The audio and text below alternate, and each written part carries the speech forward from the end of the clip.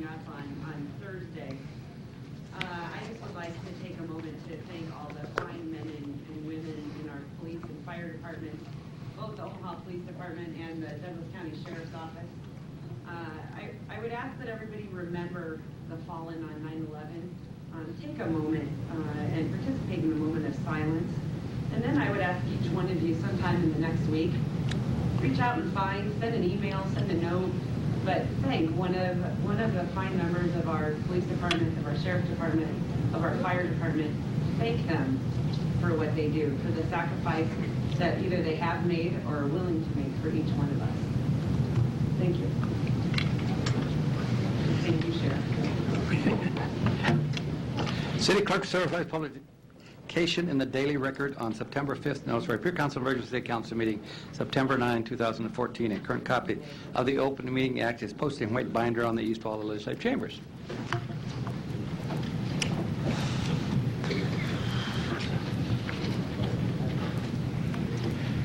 Good afternoon. Welcome to the Omaha City Council. This meeting is conducted in public and by law may only address the topics listed on the published agenda.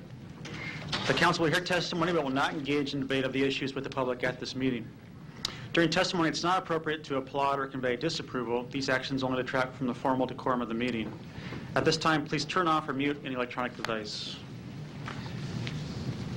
Mayor's veto message and budget resolutions. Item number 5 is the mayor's veto message on the resolution that recommends the 2015 budget be revised by increasing appropriations in the general fund by $40,000 and decreasing the appropriation and contingent reserve by $40,000. We need a motion to override the mayor's veto. So moved. Second. Mr. Thompson. Thank you, Mr. President. Could I have Mr. Callaway come up, please?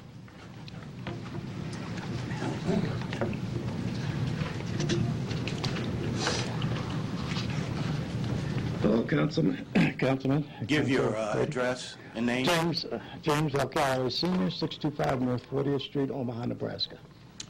James, I had heard through the grapevine that you did a radio show yesterday. I didn't get to hear it. Yes. And you also gave us a packet at pre-council today. Correct. I didn't get to read it, not because I didn't want to, but yes. It's been a busy day. I understand. And then I know you wanted to talk to me, but I had my door closed because I had back-to-back meetings. Yes. So could you briefly summarize what is it that you want this council to know? Okay. The program I appeared on yesterday, KOIL, Tom Becker's program, yesterday afternoon, along with Carl Tyler, who is a member of the North Omaha Merchants Association, we discussed the future of the building at 2213 Lake Street, which has been home to the museum since 1976. The current, I say so-called board of the museum has apparently walked away from that building, and it's in desperate need of repair. Mainly a roof needs to be put on there right away. It's listed on the National Register of Historic Places, and it's also a local historic landmark. The group that's involved with the museum right now apparently has plans to build a new structure near downtown Omaha at a cost of, what I understand, close to $12 million. The group that has supported my effort wants to refurbish the building at 2213 Lake Street, completely refurbish it at a total cost of just over $1.2 million.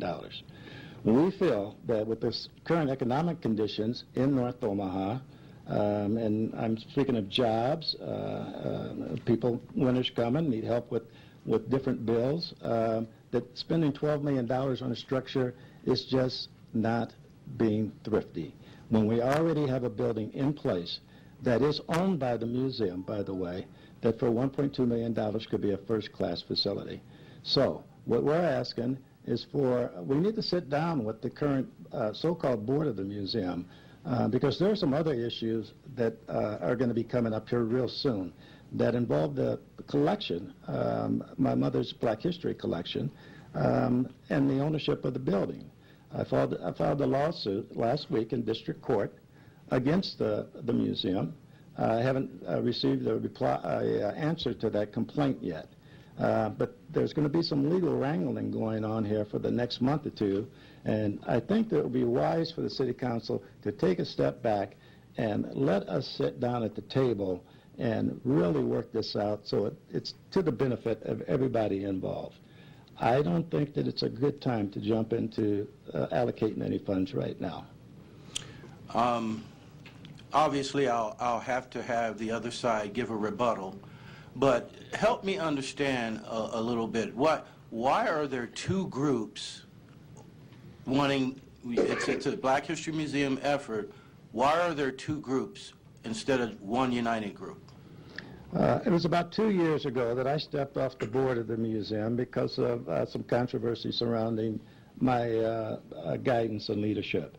I hand-pointed an individual to head the museum, James R. Beatty, who's here right now, but under very strict guidelines and conditions. One of them was that the building at 2213 Lake Street would always remain a museum. My parents bought the building in 1976 and deeded it over to the museum for the specific purpose of it to operate as a museum. That's contained in the deed itself. Now, James Beatty may say that, well, that was contested in court some years ago and it was settled in court. Well, it was settled in court in favor of the museum because in court, I was on the board at that time, we made the answer to the complaint that even though we weren't in the building, our plan was always to return to the building. Now, the difference is this current group has no plan on returning to that building.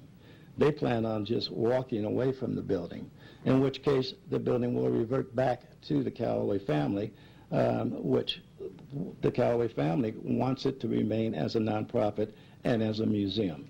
Is the building the main or only point of contention? No. Are there others? There are other points of contention. Could you highlight them without being too lengthy? Yes. The other major point of contention is my mother's extensive Black history collection, which is currently housed at the Omaha Public Library. It's insured by the Callaway family, and it's an asset of my mother's. And at some point, I suspect that that's going to come up in some type of a legal action also. So it's going to. Hopefully, it doesn't get to that point. I don't want, it's every time something comes up that can benefit the African American community, there seems to always be a push and a pull against each other, and I certainly don't want that. I'm hoping that we could sit down at the table, come to a mutual agreement that the museum should stay where it's at within the Black. After all, it is an African American history museum. Stay within the African American community. Have you polled the leaders or citizens in North Omaha about that question? Since the announcement that the current group had planned on moving outside of North Omaha, we have had a flood of communications from people in the community that are extremely upset at that news. They feel as if the museum is abandoning the community. Now, the city has spent pretty close to $1 million establishing the Preston Love Jazz Center, which is right across the street from the building, the museum building. And the citizens that we have talked to, a lot of them, say that why abandon the heart and soul of our community, 24th and Lake Street, in favor of a location close to downtown. Playing devil's advocate, I'd like to maybe throw something out from the other side and then see how you respond to it. What if they're saying that the building is so far gone that nothing can be done to it? Do you agree with that assessment? And what professional group has analyzed? You said 1.2 million? Yes. What group came up with that figure? What architectural firm? One of the top architectural firms in the city who specializes in restoration of historic buildings, Ali Ponier and Associates, did a complete assessment of that building. And when I say complete, I mean they did a structural, electrical, plumbing, the complete assessment of the building, and it is absolutely sound and salvageable. I've spoken with about 7 architects in the city. Being that it's a historic building, the architect was Thomas Kimball, one of the prominent architects in the city some years ago, who, by the way, was the chief designer of the Trans-Mississippi Exposition. And they also are behind us in our efforts to save this building.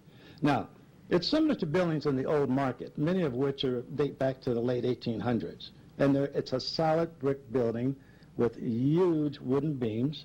And our plan is just to scrap the entire interior of the building and just have a wide expanse. But yes, the building is salvageable. Funding for that, are you looking for a private-public match, or do you have it mostly, are you going to try to raise most of it privately? What's your plan for this? The plan is to do a private and public. We've started, we haven't incorporated yet, a foundation, Bertha W. Callaway Foundation, will be established to raise funds to renovate the building. Now, another organization that I had formed some time ago, the Bertha Callaway Center for the Research and Study of African and African American History, is no longer active. And the reason is because right after I incorporated, a couple of individuals, including one of my family members, decided not to be involved. They became ill. So that corporation has been dissolved. And I just got off the phone with the Secretary of State, and they confirmed that it's been dissolved. So what we plan on doing is similar to what this group did. They went to the state for some funding, but they went to the state for $8 million worth of funding, and they were rejected. And they were told that come to the city and see if the city can help them out. They did not have the backing of the senator who represents our district, Senator Chambers. Senator Chambers is behind our group, and we're going to go to the legislature, and we're going to ask them not for $8 million, but probably $500,000 to be involved with this. So our overall plan is much, much less spectacular than their plan, and it's much more doable. And not only that, but it recognizes the need for another $11 million, if it goes anywhere, to go into the African American community. I have to ask you another question, playing the devil's advocate, and that's just my personality to do that. Sure. What if someone says, Jim, for a long time it sat and nothing happened, and you didn't do anything. Now we come along and we made something happen. How would you respond to that? I would applaud to everything, all the accomplishments that they've made. I can tell you that I had placed a couple of people in the director's chair that just didn't work out well. And if anybody would, so I take responsibility because the city had allocated $100,000 about 8 years ago to the museum to get the roof repaired. The only problem was there were back taxes on the building because it hadn't operated as a nonprofit. We had a short time for them to come up to pay almost $8,000 in back taxes. We could not come up with it in that short amount of time. That money went over to the Love Jazz Center. So I would take that question from anyone who's had the responsibility and the obligation of looking after a parent, which is what I had done for 10 years. I made an oath to my mother that I would not place her in a nursing home, and we held off for 10 years, and that was my number one responsibility. So I wasn't able to put 100% of my time into the museum. So in summary, you're willing to work with this group. You don't want to divide it North Omaha, and you don't want to divide it museum effort. You want it to be a combined effort, and you think collaboration is what should happen at this point in time. Absolutely, and I hope that can be accomplished for the sake of the city and the community. Thank you very much, and you may want to stay close by just Sure. in case if another council person has a question. Yes. Mr. Beatty?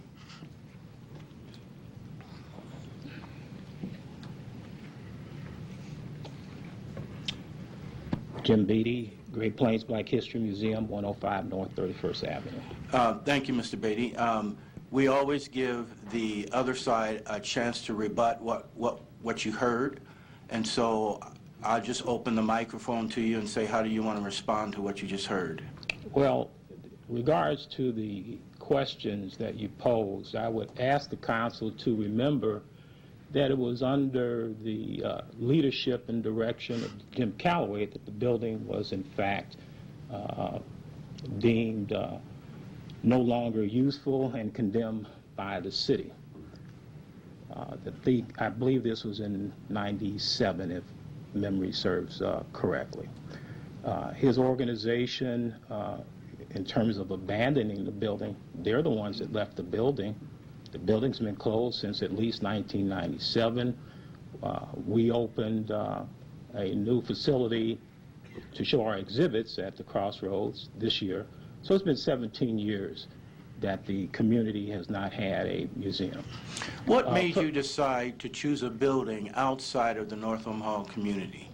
We have not chosen a building yet. We do have a design. We have not settled on a location yet. We have reviewed about 20 locations. First and foremost, for the museum to be successful, meaning visitors and therefore donations and revenues, we have to be in a location in which visitors would come.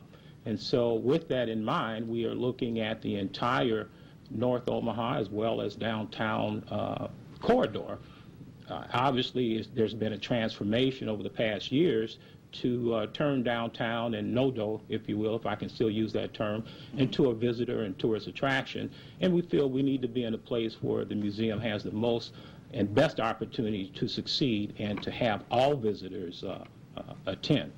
So it becomes a difference between the historic and emotional pull of making North Omaha a destination place versus trying to come up with a business plan where you think you can maximize your profit.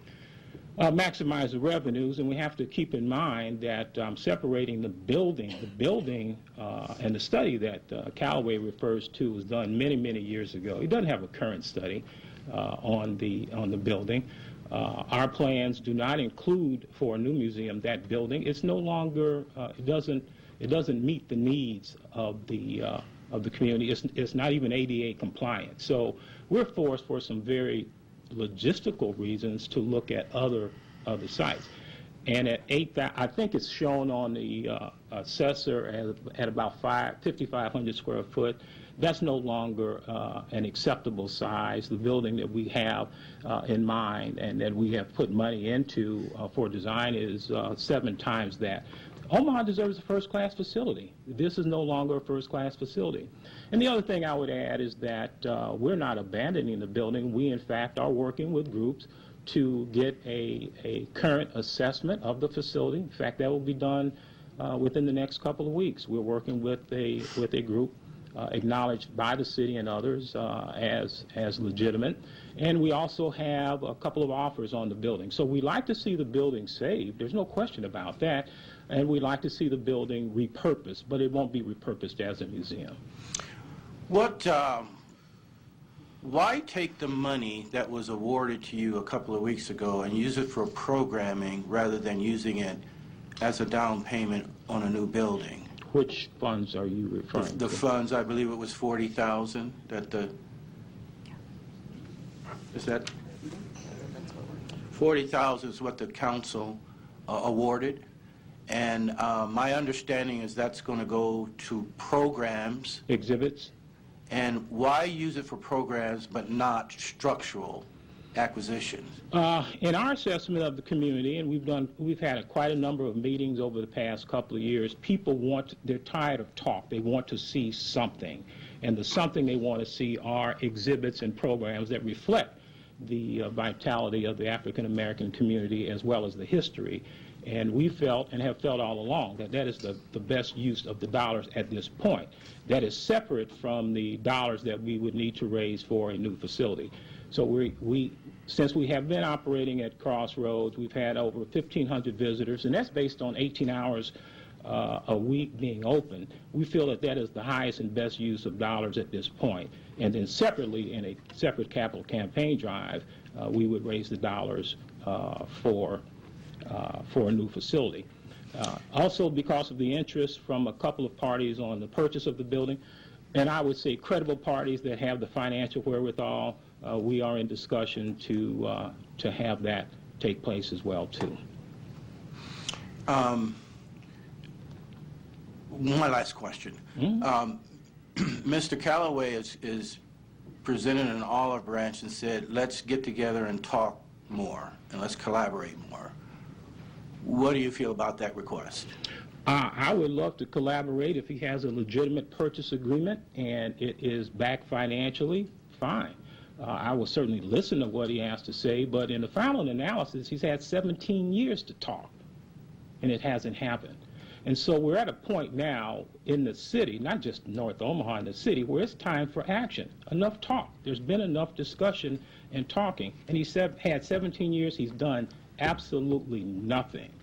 We are doing something, and we want to continue to do something for the good of this city. But if he has a purchase offer and he has the financing to back that, money talks. Beyond that reality, and I understand that reality, another reality also exists, and that there's a serious rift in North Omaha about this. And my question to you is, what responsibility do you have on the emotional side to the people who are looking up to both of you? Well, I certainly would challenge the serious rift. There are certainly a few people that disagree, but I think if you were to look on balance, that there is an overwhelming support to move forward, and that the rift, as you referred to it, is quite minimal. We feel we have an obligation, not just to North Omaha, but to the entire city, that in bringing forth a first-class Black History Museum, we also elevate this entire city, and that's our goal. Okay. I can only go by the people that call me, and it's even. It's even pro and con. Mm-hmm. And so, from my vantage point, it does look like a rift. I respect that, and I would say from my vantage point, since we've had a number of meetings in the community that we've held at Metropolitan Community College, at Omaha Small Business Network, we get 50, 60, 70, 80 people out all of the time for that. And those comments I get and emails and letters I get from them are quite overwhelming. When we did present to the legislature, and by the way, it has not been denied, it is in committee, the Appropriations Committee. There were 62 letters of support for the legislative bill. This is for the $8 million? This is for the appropriation from the state, LB 904. There were 62 letters of support. And how much are you asking for? Senator Rick Kalowski put in $8 million in his legislative bill. That was his doing. We didn't ask for that amount. That's what he felt was fair. That was presented to the Appropriations Committee. It is still under review. But again, I'd reiterate, there were 62 letters of support that were presented to the Appropriations Committee, and I think one in opposition. Right. Thank you very much, but stay close nearby. Okay. A representative from the mayor's office let's see, Marty, are you going to represent the mayor? Marty Bielek, Mayor's Office. Good afternoon, council members. Would you articulate what the mayor's position is? Because at times it seems like she's supporting it, but then at times it seems like she says, there's something wrong, I can't support it, or I can't support it at least right now. Would you articulate what is the position? I think many people are conflicted in that same way. Basically what we're faced with is the notion that a Black History Museum would be welcome in the city of Omaha. Most cities our size would have one. It's a worthwhile cause, but we also know that there's not agreement in the Black community about what the Black History Museum should be. Should it be just a building with artifacts, or should it be a science and technology center as well? And if so, where should it be? Where would it be most appropriate? And then, of course, down at the legislature, they were conflicted as well, because I believe the arrangement was for every $1 million they raised on their own, the state would chip in $2 for a total of $24 million, which was the total cost of the project. But the state's conflicted, and we would like something definitive about what a Black History Museum should be, where it should be, how much it'll cost, and then we would engage. We're engaged now. I know both Jims by first name. We've met with them several times, but what we've also done is foundations and the philanthropic community would very much like to be involved as well. They know this is a worthwhile cause, but they're a little bit uncertain as well. And so we're hoping that one way or the other, whether it be, and not only that, but the World Herald has done stories and articles outlining what the conflict is and what the issues are, so everybody's aware of this. And I guess I would disagree when somebody tries to marginalize a conflict, because I think it is somewhat significant, enough to cause pause in the minds of all those who might be willing to contribute. So the mayor's office, speaking for her, I can say is somewhat troubled as well, but we will do everything we can to facilitate. If that means maybe arranging something between the two gyms to get them together so that they're in agreement, that would further this cause considerably. Is that another way of saying that the mayor will help at some time? The mayor's office will do what we can. We realize this is a worthwhile cause. We'll help if we can, to the extent that we can.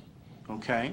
So it could be more than 40,000 at a future. Well, I'll let one of the gyms speak to that, maybe, but I'm hearing that initially the thought was that they would raise enough money to acquire a parcel of property and then build. I'm speaking of the mayor's contribution.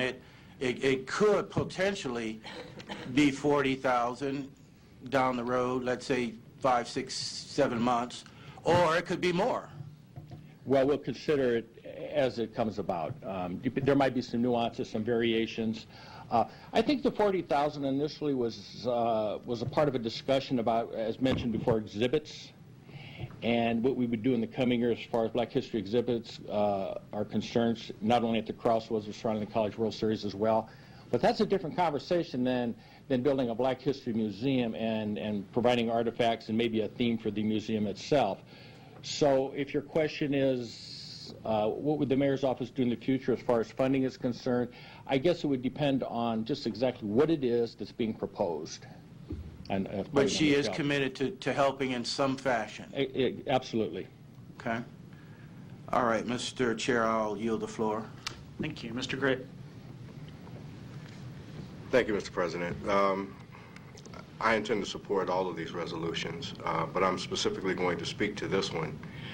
I find it interesting that, first of all, representing that district, I don't recognize a rift over the Black Museum here.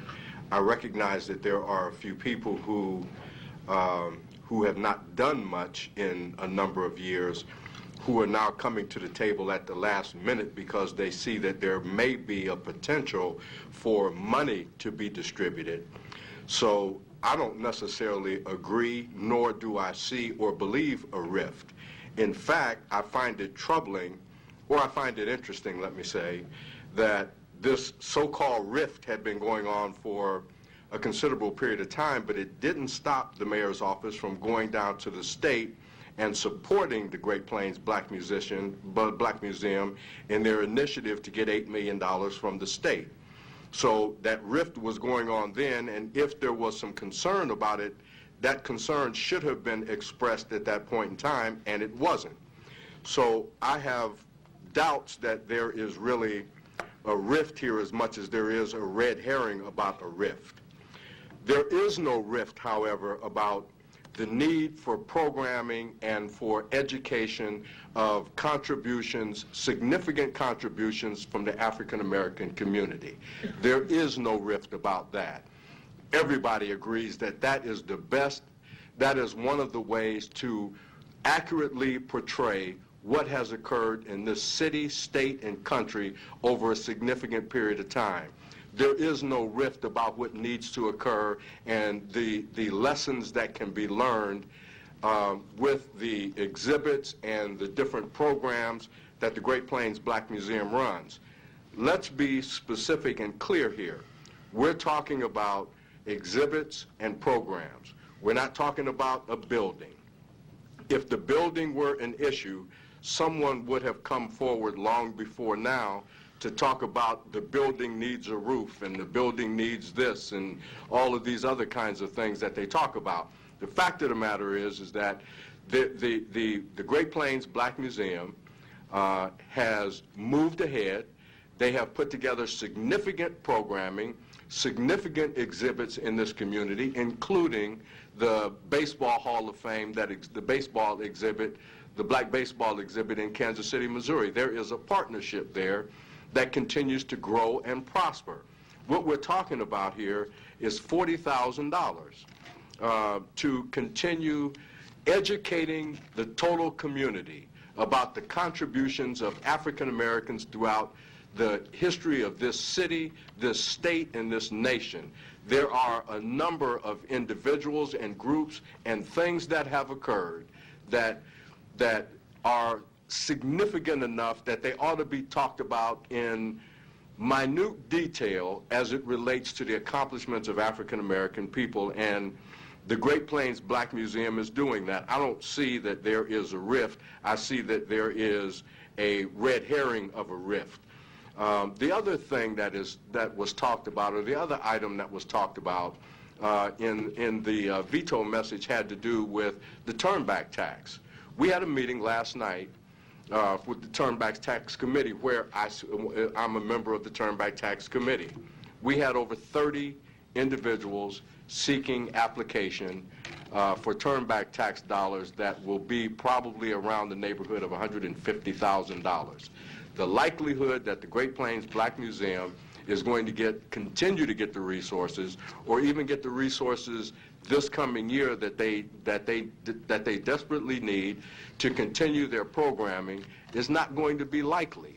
It may be possible, but at this point in time, it's not likely with so many individuals out there. So this is just $40,000. This is to keep up a legacy and a tradition that I think will benefit this entire city if it is done appropriately. And up to now, it has been done appropriately by Mr. Beatty and his staff and that board. And I think that for $40,000, we ought to be able to find $40,000 to continue a legacy of importance, a legacy that defines this city and will continue to define this city. So I'm in support of continuing this, and we're not talking about a building here. I don't think the building is salvageable, quite frankly.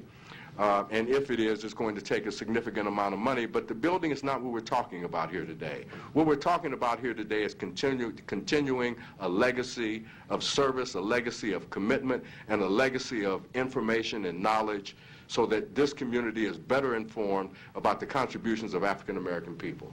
Thank you, Mr. President. Thank you. And I would say also, I think we need to remember that what we're talking about here today is an allocation. This is an allocation to the 2015 budget. We got into a lot of detail there about what some might want to use it for, what others might want to use it for. But if this allocation is not approved today, there'll be nothing to use it for. And I think that's what both sides can agree, is that it's important that there be an allocation to help preserve the history we're talking about here today and promote the causes Councilman Gray just spoke to. And I also say we need to remember that when this was supported in Lincoln last year by, I think it was 62 different entities that Mr. Beatty described there, the response back to us, the City Council, and to the Mayor's office from the Appropriations Chair was, well, that's nice, we think this might be worthwhile, but we need the city to show their interest in participating before we consider doing that. So I'd also add that I think without us participating in that, I think that the likelihood of anyone getting funding from Lincoln is very minimal on this, which means there'll be no progress on this for another year and a half if this isn't approved here today. And if the allocation is approved, what it gets spent on and how that contract looks is an item the mayor can shape and form and hopefully drive consensus on. And that's, I think, part of the point here today, too. I did also want to address a few things that apply to this issue, but also the rest of the issues we have here in terms of vetoes, because there's information I want to make sure we're considering that I think impacts potentially our thought on this one as well as the rest of them.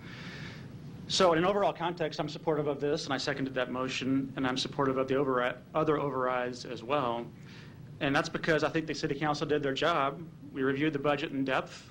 We took public comment. We took action on the public comment that we received. The City Council supported a tax cut. We prevented library cuts. We added police. We increased the city's reserves in a responsible manner. So I'm pleased we were successful in incorporating more officers into the 2015 recruit class.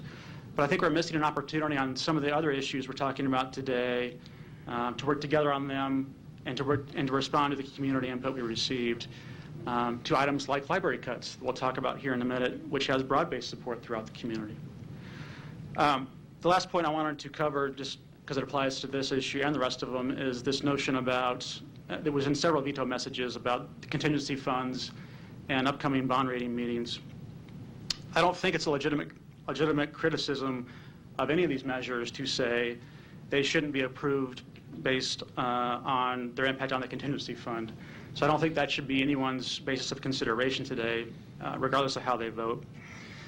The budget amended by the City Council, which included all these items, provided for debt reduction. It increased contingency reserve substantially over 2014, almost to a level identical to what the mayor proposed.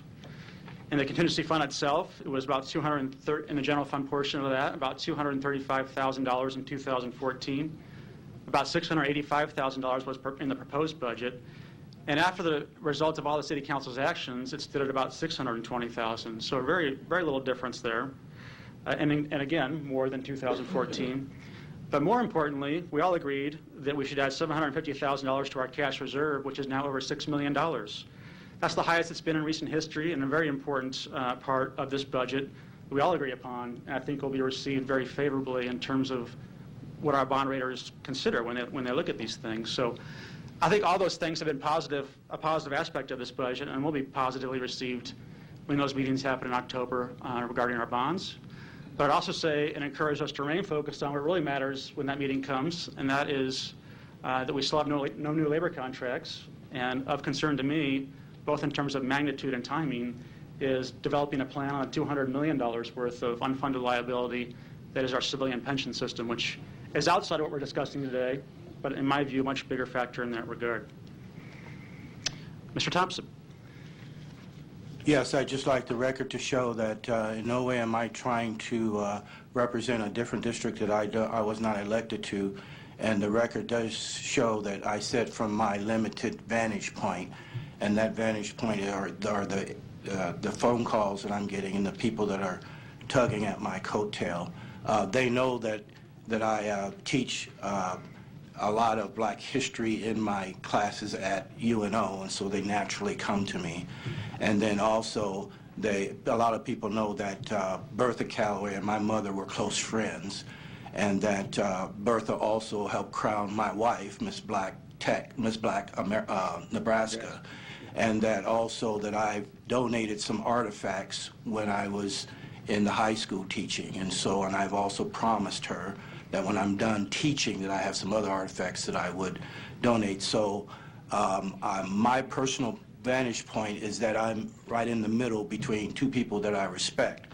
And so I'm just doing my job today. I'm not trying to necessarily take over anybody else's district. My vote today will be not to override the veto, but I would like for Mr. Beatty to know that I'm willing to give personal donations. And if there's some kind of club or, whatever it is that you're starting, I'm interested in that, because the other hat that I wear, which is an educator, I understand that. But I do believe that there would be some good that would come out of the two gyms getting together and compromising, especially because of the legacy of your mother, and because there are people that I, feel that are on both sides. And so that's where I'm coming from. I'm not stepping on any toes. I'm just doing my due diligence today. Thank you. Thank you. Mr. Gurnett. Thank you, Mr. President. Before my district goes off the deep end regarding the difference between the sizable amounts that the South Omaha and North Omaha historical grants were granted for the 2015 series, the reason why North Omaha is higher is because they had layover some funds that came back to them. So they get to have to distribute a little bit more than this year. So I just want to make that perfectly clear before my phone starts to go off the hook. Yeah, we had a number of people that didn't take care of business. Didn't take care of business. I just needed to take care of that business. So thank you, Mr. President. Thank you for that business. See no further lights. There's a motion to override and a second. Roll call. Milton?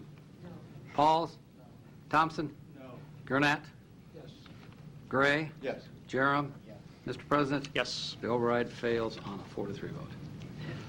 Item number 6 is the mayor's veto of the resolution that recommended 2015 budget be revised by increasing appropriations in the library by $175,000 and decreasing appropriations in the general fund contingency reserve. Thank you. Mr. Jerem. Yes, thank you, Mr. President.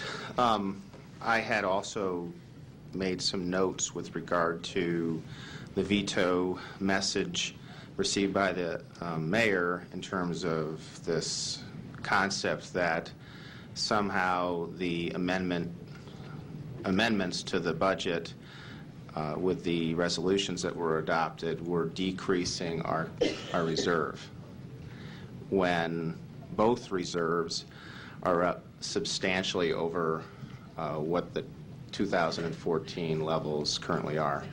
And so I would just point out that that was a head scratcher in the message to me, but you know, I understand there's messaging and things like that go on, and that just comes with the territory. So I don't take great umbrage with it. I just want to set the fact straight that there are dramatic increases in both of those. There's also this undercurrent that I've been picking up on, that somehow the library director is involved with some scheme to work an angle to get funds restored to his budget. Last week, or 2 weeks ago when we met, I had heard that message, and quite frankly was surprised by it, because not one time has the library director asked, solicited, in any way or through surrogates that I'm aware of, asked me to introduce this resolution. This resolution came about, the thinking for it early on in the budgeting process, from the date of the finance director's initial briefing to the council regarding the mayor's proposed budget, when I asked candidly for an itemization of exactly the impact of the library budget, and to understand what I was sure from prior budget years, when we had at one time an effort that was going to maybe close the Florence Library, anticipating there would be tremendous public pushback to that at the public hearing to the budget like there was in that year. I wanted to make sure we had all our I's dotted and T's crossed with regard to whether there was actually an increase, a decrease, or what was going to happen to the fiscal impact of the library's budget. What we learned in that process was that there's been a discussion to try to say there's an increase in the budget and that the library, and in fact that will happen if you counter or factor in the wage adjustment account, which is an account the city uses to put money, so to speak, in an account parked until such time as the salaries for that year and benefits are negotiated, an agreement is reached, and then the money's paid out to cover those. In terms of budgeting within the library's budget, we learned that there was approximately $175,000 net decrease in materials to that particular subline item within the budget, to keep the budget of the library at a point where the hours and days and staffing essentially would not change. So in noticing that, and then having the public hearing that we did where the public came, and the numerous emails until today with an old former constituent of mine who's moved out of the district, sadly, to go into an assisted living facility, I believe. I don't think I had received one communication from anyone saying they thought that decreasing the materials budget of the library was a good idea. None. And in fact, in just a candid answer to a question, when I learned that the library system for new materials decrease in budget could create an 8-month delay for new materials checkout, that was shocking to me.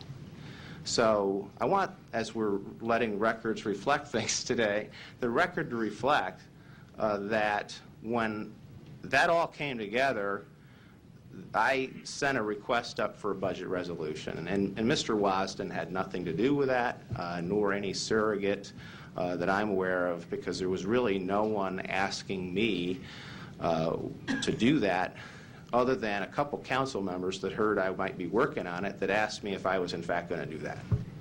So if there is this undercurrent, and somehow people are trying to undermine Mr. Wasden's directorship and relationship in support of the budgeting process.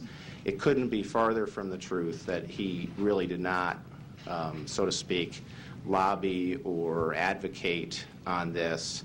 Although I wish he felt he had the freedom of expression of ideas, that if he thought he needed to, that without fear of recrimination or retribution or retaliation, he could have done that. But he did not. So I just wanted you to know, Mr. Wasden, that I felt like, having heard those things, that I should make that public statement, because as far as the introducer of this budget amendment, and now being the person to make the motion to override the veto, and yes, that is a motion. Second. I wanted everyone to know that if there is somebody who's thinking that, oh, well, heads should roll, or you're not loyal to the mayor, or anything like that, this couldn't be farther from the truth in terms of this particular item. I will say there is a very vocal support system for people in Omaha through this public-private partnership that we've had, both in the Friends of the Public Library, the philanthropic community, and they're very passionate about our library system. And so, of course, many of those people, as you would hope and expect, have weighed in their support to restore the materials budget. And I was happy to make the resolution. I was happy to have the support for the people who voted for that last week, and I'd encourage even those who didn't to reconsider and maybe join in this effort today. So I'd ask for your support. Thank you. Ms. Milton. Yes, I know we heard from Mr. Bielek in regards to the mayor's position on the last one. I know we heard from Mr. Bielek on number 5, but I'm wondering if, Carrie Murphy, are you out there? Would you mind coming up and, I know that this was a very, very difficult decision by the mayor, because her and I have had a conversation about this. In fact, we both attended a library event in the spring. It was wonderful, and we're both supporters of the library. But could you give us kind of what the mayor's position is on agenda item 6? Carrie Murphy, Mayor's Office. First of all, I would say that the contingency reserve issue is very much a factor for the mayor. Even though her recommended budget increased contingency reserve, the amendments that she vetoed, if I'm not mistaken, all took money from contingency reserve to fund them. She has said before, and she would say if she were here today, that she supports continuing to increase that fund, not spending but saving that money. So that's first and foremost, I believe. Secondly, early on in this process, there was some erroneous reporting on the library budget indicating that the budget itself had been cut 5%, when in fact the budget is just slightly up, including the wage adjustment account. And that created, I think, a lot of the public opinion that the entire budget was being cut as opposed to the budget for materials. And as all the directors, and as you know, any director can overspend on a line item as long as the budget evens out at the end of the year. So that's not out of the question. There are also a lot of other services the city provides at no cost for the library. The Parks Department takes care of the green spaces, takes care of the snow plowing in the wintertime. The Law Department provides legal services. The HR Department provides HR. Finance provides financial services. Those things aren't included in the budget. They come at no cost. So that would be an additional factor. Also, and Mr. Curtis could answer more specifics about this than I could, but the library also gets a sizable amount of money from the universal service fee from the federal government annually that isn't reflected in the general fund. And that money is also of assistance to spending in the library.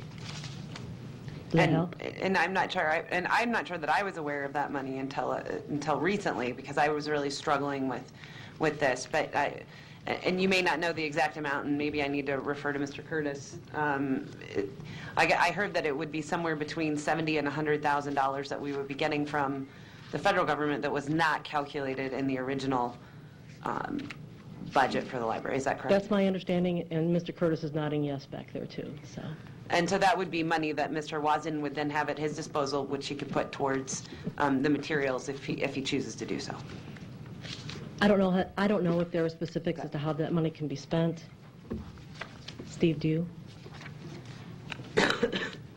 Steve Curtis, City Finance. I believe that money is for technology, so it would kind of go back to your point of that's money, more money for technology, so something can be spent from somewhere else. Okay, so we could, Mr. Wazin would have the ability to reduce money that he's spending in technology under his line item and put that towards materials. Yes. Is that correct, Mr. Curtis? Yes, Steve Curtis, City Finance. I believe that is correct. Okay. Thank you. I have nothing further, Mr. President. Thank you, Mr. Pauls. Thank you, Mr. President. You know, I'm sort of amazed when we're talking about library budgets and we talk about snow removal and grass and how fortunate we are that those are not being taken out of the library budget, but the city's providing that service. I understand that, but we could do that almost in everything we talk about. I'm thinking a library, and I'm thinking what most of us think when we think of a library. I do understand the other costs, but we could do that almost in every project that we have. We could say, well, this is taking care of this, this is taking care of this. I don't see that we're offering an unbelievable amount of money, $175,000 above the budget. I don't see where that is such a significant figure. That's the part that surprises me. And Gary, I have one question, Gary. Would you mind? Gary Weston, Omaha Public Library. Thank you, Gary. In District 5, which is my district, how many public libraries are in my district? Well, physically speaking, there are no actual library buildings in your district, just the way the districts are drawn. Right. So what I'm saying is that District 5, which is a relatively large district, there's no physical building there. I understand a lot of people utilize the Millard branch. In fact, is not the Millard branch, one of the utilization of the Millard branch significant? That's correct. It's the busiest by far for not just Omaha Public Library, but actually the busiest in the Midwest region, yeah. Okay. So you can see where some of my, what I believe is needs are to help District 5, and part of that is the justification of this amount of money. With my background, my professional background, they should understand why I think reading and material like that is significant if we're going to move the city of Omaha ahead. I know we can argue about the dollars, but part of it is how you think what the city should look like. We want this to be a city that people will want to come to. We need to keep the generation of, similar to Councilwoman Melton, we want to keep that generation here. And I think we do that, and this is one of those indicators when people take a look at what do you think about that aspect of life, the education aspect, and of course libraries go along with that. Thank you. Thank you. And I would just add, I agree with Mr. Paul's comments, and I'm supporting this veto override as well for those same reasons. And I didn't think I'd have to delve back into some comments I made earlier, but I'm going to just because I felt like I need to. I think what's still being expressed at the podium there is inaccurate as it applies to the contingency reserve. That's not what we did here with any of these. It's a virtual wash from what was proposed. If it was so concerning to save, not spend, I think was the term, why was it when there was an extra valuation expressed at the last minute that half of that was proposed to be spent?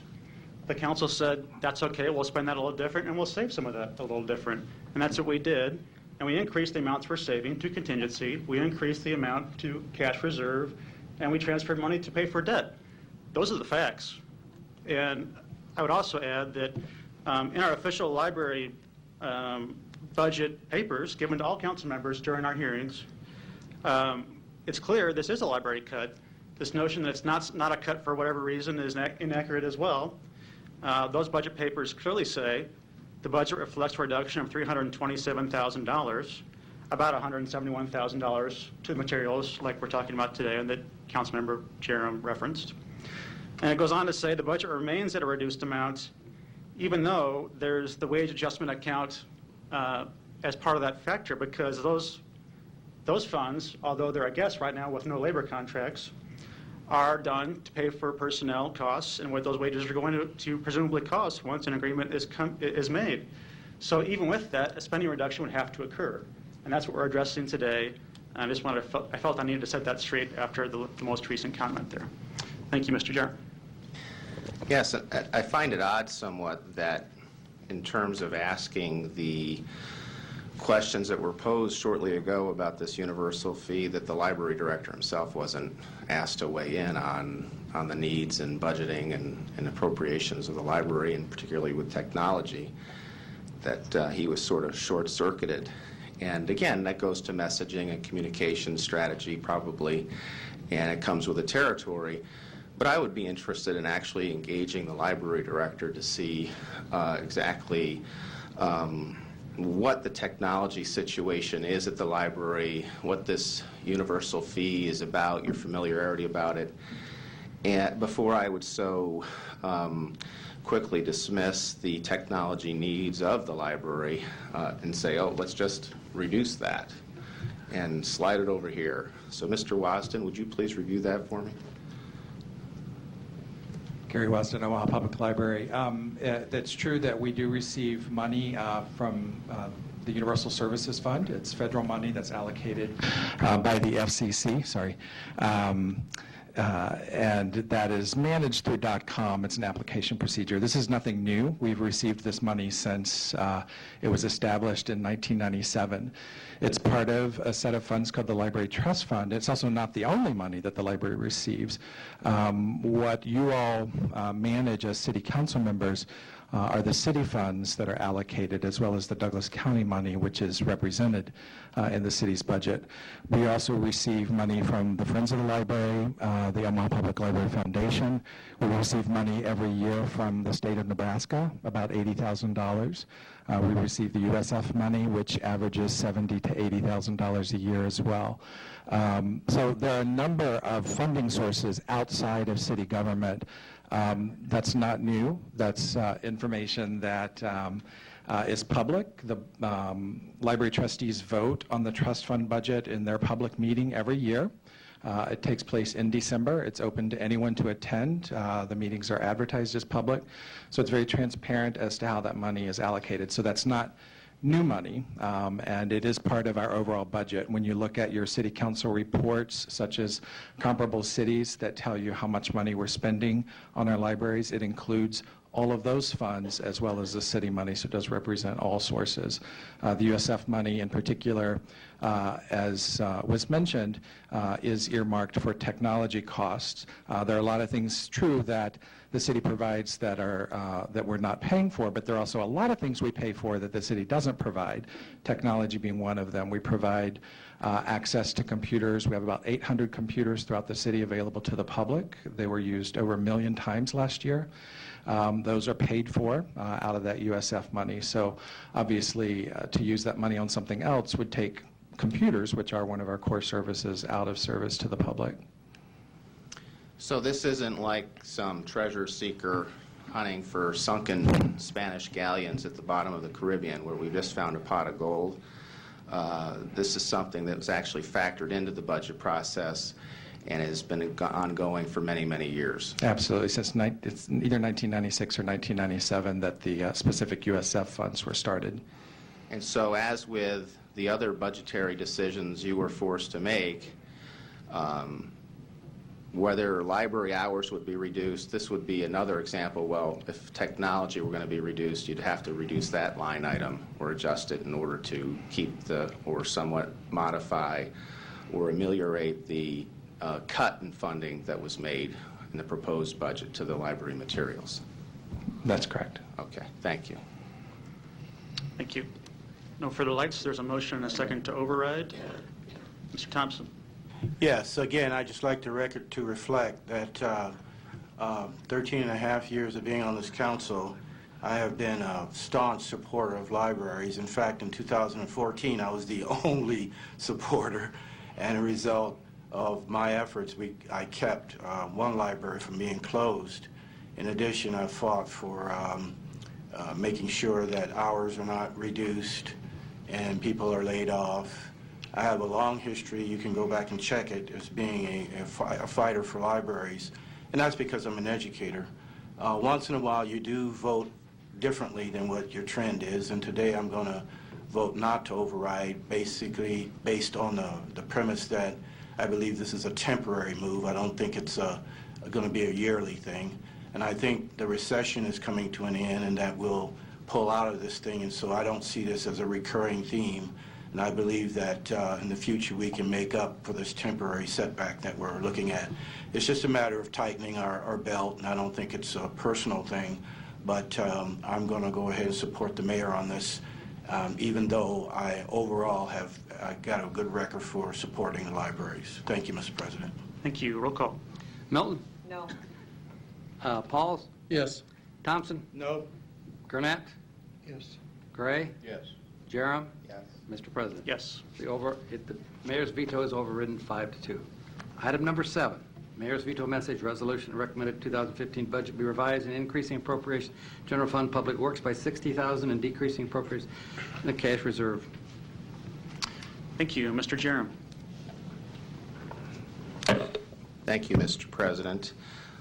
This particular budgetary line item was a proposal to hold a place within the Public Works Department in the second half of 2015 for a Complete Streets Active Living manager position that would coincide with the production of the work product being implemented by, or currently being worked on by, the Complete Streets Active Living working group and stakeholder meetings that will be happening. And through observation and assessment, that in learning from our current position, who is placed in the planning department, that in my view and in reviewing other cities, particularly again the Salt Lake City, I believe Department of Transportation is where their bike pedestrian coordinator is parked. In Indianapolis, I believe it's in the Public Works Division, that there's a reason why other cities who are ahead of Omaha, and I would note very conservative cities with conservative mayors that are ahead of Omaha in this effort, is that they find that the Public Works Department and the engineering divisions, and the traffic engineering division in particular, is where the rubber hits the road. And these planning decisions and policy recommendations that planners work on from an elevation, so to speak, of 5, 10, 20,000 feet in terms of policy goals are actually implemented. So to me, why not park a position and a placeholder in the department where it gives the person the greatest opportunities of success to implement the ordinance policies that this working group will produce by this end of the second quarter in 2015. That although there's a motion to override here, which I intend to make, and that is a motion, the mayor is working cooperatively with staff and resources on the Complete Streets Active Living policy producing group. We've had 2 monthly meetings that I've participated in. We're getting ready for a big stakeholder launch coming up, and those are good things. I see Ms. Seagren here and Mickey Frost, the Human Resources and HRR director here. She's been participating in those. The planning director's been participating in those. Mr. Fitzer's had a couple excuses so far for not being at the meetings, but I'm told he will be attending from Public Works, and that's all good. And it's also doesn't mean that if we produce a work product and that work product has these policies that get implemented in an ordinance, that it excludes a possibility of getting grant funding for this. So we'll know, as with these other budgetary decisions we make, whether that can happen or not, whether we'll need the money or not, and if it's not, it goes back to the reserves, and it gives the flexibility there to do it. So I'm afraid if we don't do these things that we'll lose momentum. And also would state that there's been this statement that we have this budgeted but unfilled position right now as a city planner that can, in the planning department, continue to work on these things if happen again. Why not recognize best practices in other places in terms of the decision maker being put in the department where that person has the greatest opportunity to succeed? And why not, if there's these budgeted but unfilled positions, I think because there's been hiring freezes at certain points and other reasons for not hiring, why would we want to take a planner who the planning department needs for planning decisions and then say somehow you have this hybrid duties with public works when we can have a person like other cities do that is in the place where they can be most effective?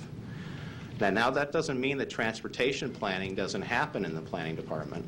And there are people there. There's a person I know who does a good job, Derek Miller, and he's participating in the Complete Streets Active Living working group meetings as well.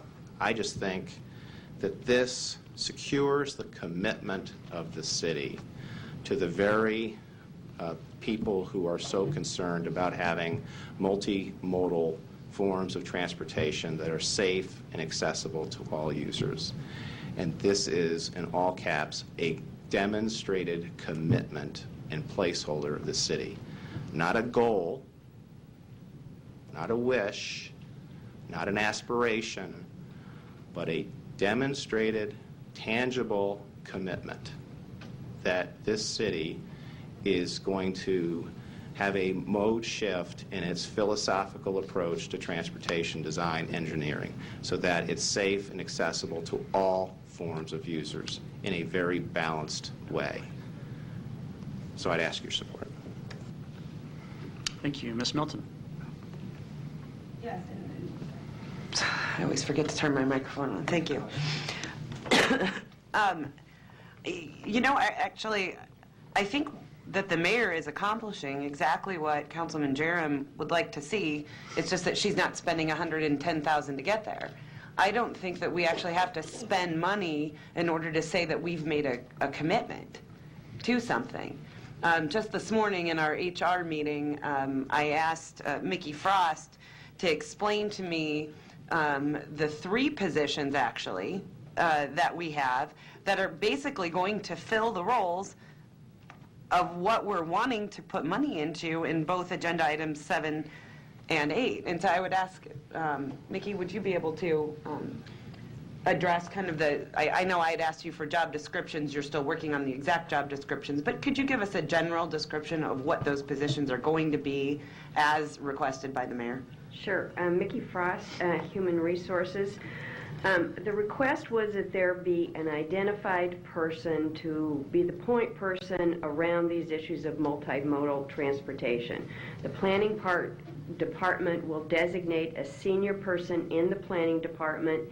In addition, they have a planner position that is available, that they will look for someone who has experience in multimodal transportation. So essentially that will be 2 positions in the planning department. In addition, MAPA has indicated that they would dedicate a position for a bicycle pedestrian that would be regional in focus, that would work with the city people so that those issues relative to bicycle, pedestrians, and multimodal transportation would be addressed. And then in addition, there's also, for Public Works, we actually have a position where their focus is on complete streets planning for purposes of not just bikers, but also pedestrians and other forms of alternative transportation. And I don't know, feel free, Mr. Stevie, to jump in if I'm asking the wrong person the question. Bob Stubbe, Public Works. From Public Works perspective, we've been actively involved in multiple modes of transportation. Anytime that we are involved in a project from the standpoint of design, we have to give consideration to all modes of transportation. We are involved in the Complete Street working groups, as Councilman Jerem indicated, that we do have staff that that should be going to the meetings so that we can get our input, Public Works input, into those particular working groups and coming up with a document essentially to establish what complete streets would be. And so do you feel that there would be any difference in coming up with, in Agenda 7, another $60,000 to pay for another position in Public Works? Would that just be redundant to what people are already doing in your department? Well, as indicated, we have staff within our traffic engineering division. We also have staff that are in our design division that, again, are trained and qualified to look at all modes of transportation. So, for example, a project that was recently completed out on 144th Street, we had to give consideration to all modes. In that particular location, we identified a trail to essentially span that particular project, going all the way back to when I initially started within Public Works. We've taken the city's bicycle plan and incorporated funding and actually included improvements to bridges out on Pacific Street that would essentially widen it from a sidewalk to more of a trail width that would accommodate the potential for bicyclists and the pedestrians to be able to use those particular facilities when they're crossing, such as the interstate system, so that there's a safe mode for them to be able to traverse across the interstate system. So there's no question that we have individuals on staff that are involved in those types of activities anytime that we're working on a street project. And will you be directing those same individuals to actively work with the new active living committee that the mayor's appointing? Yes. Mm-hmm. So do you feel that the mayor's actual plan, instead of just having one person that's kind of the point person, it seems to me that the mayor is going to have 3 different people plus a committee. So in fact, the city may actually see more improvement towards multimodal transportation in the next year with this plan than if, and we saved $110,000. To me, that seems like we could actually be getting a win-win in this situation. I guess that's my point. And in a year, if we haven't seen that, Councilman Jerem, absolutely, I would like to sit down with you. But in my opinion, as opposed to just having the one person that's been in charge for the last couple of years, I think that the people who bike and pedestrians may be pleasantly surprised, and we may see more improvements over the next year with this plan, and have saved $110,000, which we could put towards library materials next year. I mean, that's how I see it. So I guess I think that this is very important, but I don't think we should spend $110,000 on 2 different positions because other cities are doing it. So with that, I have nothing more. Thank you. Mr. Jerem. Yes, I tend to think that best practices are good examples for cities to consider when adopting policy, particularly when they've been demonstrated to have success. And cities that adopt goals and don't have commitments and are shedding people whose sole purpose and dedication is to the mission of implementing those complete streets goals don't have the success. In Omaha, just had we're all into these rankings, you know, that you heard about. We're the #1 place to raise a family, and we're this rating for one thing and this rating for another. Well, there's probably a reason why our bicycle-friendly city rating has dropped, I think, 20-some spots in 1 year. Those things happen for a reason. They happen because the people who are most familiar with best practices, the people who are most familiar with traveling about the country to see what is working elsewhere to promote effectively multimodal forms of communication, are cities where they have not just one person, they have one person who's dedicated exclusively to that, and then they have other people, like you just alluded to, with the Public Works Director and the Planning Director in this plan. In fact, I think Minneapolis, who is an extremely cold weather climate, at last count, had 15 or 16 people working in some capacities in this area. Salt Lake City, I think, has 2 transportation planners working on their complete streets, a bicycle ped coordinator, and a trails coordinator. So yeah, I think there's a lot that you said that we can agree on. It's just that the cities that don't have the dedicated person, and I would add to this anecdotal story, is cities that don't have the titled position bicycle ped coordinator, advertise for other things, can't get anyone to apply for the positions. That's Omaha's own learning experience, because no one knows what these things are. But there's some notion in some sectors of our community that someone told me recently there's people that talk on the radio in the afternoon, and sometimes that they're pretty aggressive towards me on their shows. I'm not familiar with these people and don't particularly listen to the shows, but that somehow the notion of calling someone a bicycle pedestrian coordinator is a bad thing. It's evil. It's somehow Obama-esque. Someone said that, one of them, Shout Jock, said recently. It isn't about that.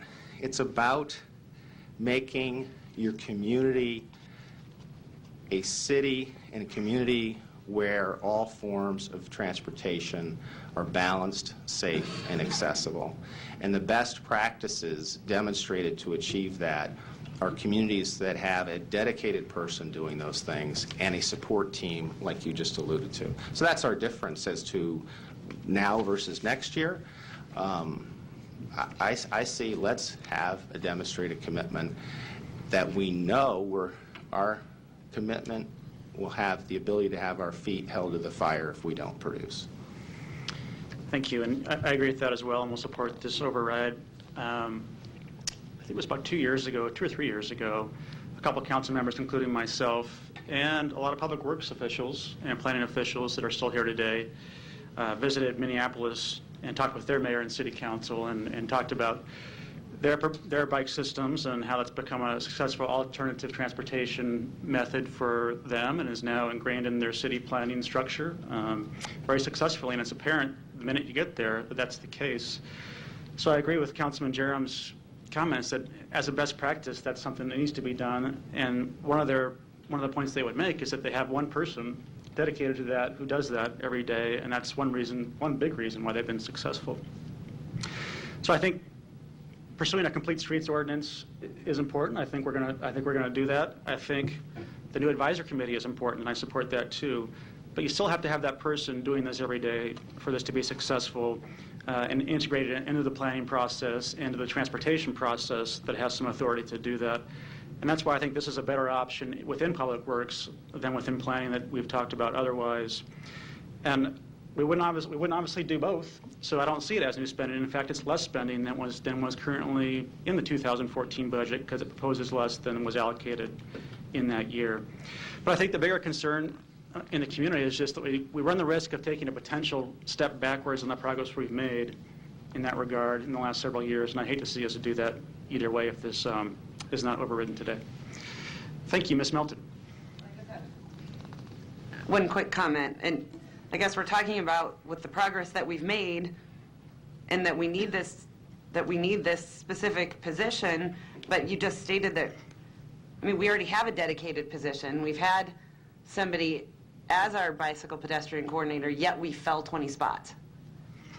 So I guess I don't know why we would want to keep that same plan if that's where we're at right now. Instead, I think what the mayor's doing is actually expanding it so that it doesn't all rest on one single person, because I don't see that we have progressed if what you're telling me in our rankings we've fallen. So what I'm hoping is that with the 2 positions in planning, the one in Public Works with Mr. Stubbe still saying that he's dedicated and that the Public Works Department is dedicated to complete streets, and we have an active living advisory committee, to me, I think what the mayor's done is expanded it and has more people working on it than just the one single person that we've had over the last 3 years. Thank you. Mr. Jerem. Well, had you been at the meetings with the League of American Bicyclists representative that was here a couple weeks ago during the budgetary discussions with the front page discussions about this very topic, he was fully aware of the mayor's proposal to eliminate in 2015 the dedicated person. So one can't help but consider that weighed heavily in that downgrade of our rating. But I don't know that for sure is the reason, but one can't help but wonder when you see those and read those things and hear them in the news during a budget cycle that played a factor. Mr. Pauls. Thank you, Mr. President. Mr. Jerem, I could agree with you on, best practices. That part I understand. But I'm willing to take a pause and see if what the mayor has come up with, if that's workable. If not, within a year or so, we can say, hey, didn't cut it. Now we need this. To me, this is sort of like an evaluation. If this doesn't work, then we say, oh, even though we may have lost a year, or in your eyes maybe you stumbled a little bit, but I think every once in a while we have to evaluate what's going on, try a different approach. If it doesn't work, then you say, hey, I told you so, Pauls. Thank you. Thanks. No further lights. There's a motion to override in a second. Roll call. Milton? No. Pauls? No. Thompson? No. Gurnett? Yes. Gray? Yes. Jerem? Yes. Mr. President? Yes. The override fails on a 4-3 vote. Item number 8, Mayor's veto message resolution recommended 2000 budget be revised by decreasing appropriations in the other budgetary accounts and increasing appropriations in the planning department. Thank you. Mr. Jerem. I guess when the ship is sinking, sometimes you can't give up hope. That somewhere there's a lifeboat around the corner or a rescue ship. So, I'm self-contained. I just jumped to another plane. the first thing they teach you, I think, in swim lessons to infants is to how to roll over on your back and tread water, right? So, this particular line item resolution goes to the budgetary funding for sustainability consulting. Up until a year ago, we had a person and others in the planning department who worked on sustainability, not just internal sustainability, but external sustainability goals and priorities for the community. This particular budgetary line item was to have the ability to, like we did in last year's budgeting process for the 2014 budget, was to have $50,000 to allow for private energy consultants or consultant to help with this. I talk about other cities, I talk about other conservative cities, I talk about best practice cities, and I was doing some research and I learned that in Indianapolis, 7 full-time employees dedicated to implementing the sustainability goals, 1 specific dedicated just to energy efficiency in the city. Internal. So what could I say that might possibly persuade you to think differently to the 3 respected colleagues that did not vote for this? Because there's one of you I've got to persuade in the next couple minutes to change your mind. If I could just tell you that imagine the city having $6 million more a year in our transportation dollars to fix streets in this city. Would you be interested? I think so. I would hope so. Well, although there's challenges to implementing an LED system or enhancements to our street light system, the city currently diverts $12 million a year for street lights. That's street light installation, maintenance, energy. What if a portion of that $12 million, even if only 10%, even if only 5%, could be achieved through energy efficiency? Look at the additional dollars that ultimately could go for street maintenance, which is where the funds in the transportation dollars that we get from the state gas tax are supposed to be going. So whether you agree with this or not, just in energy efficiency operations, internal to the city's operation, with all of our buildings, with all of the power that we consume, the resources we consume, the fuel that we consume, why not have the ability to have people who are experts in the industry, who paraded in here last year's budget cycle to talk about just how important this is in terms of saving city tax dollars. Well, that belief carried the day last year, and sadly, after hearing olive branches of, sure, we can have private consultants, and yes, we'll have private consultants, and they'll help guide us, and we can save money. There's been zero money spent this year. So I just can't help but wonder all of the different areas of the city, internal operations, that we can benefit from the expertise like businesses do around the country, not just government entities that are dealing with the precious tax dollars of their citizens, but businesses who answer to shareholders are lining up. They're hiring sustainability coordinators, they're hiring sustainability coordinating consulting firms, and they are exercising sound judgment, in my view, in terms of their shareholder dollars, of their taxpayer dollars, and they are achieving demonstrated savings.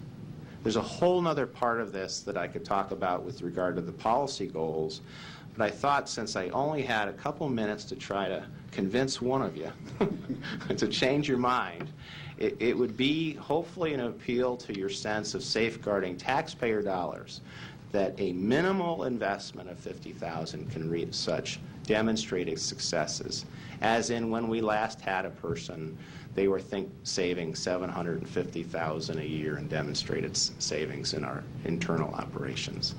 So consider that as I make my motion to override. Second. Thank you, Mr. Gray.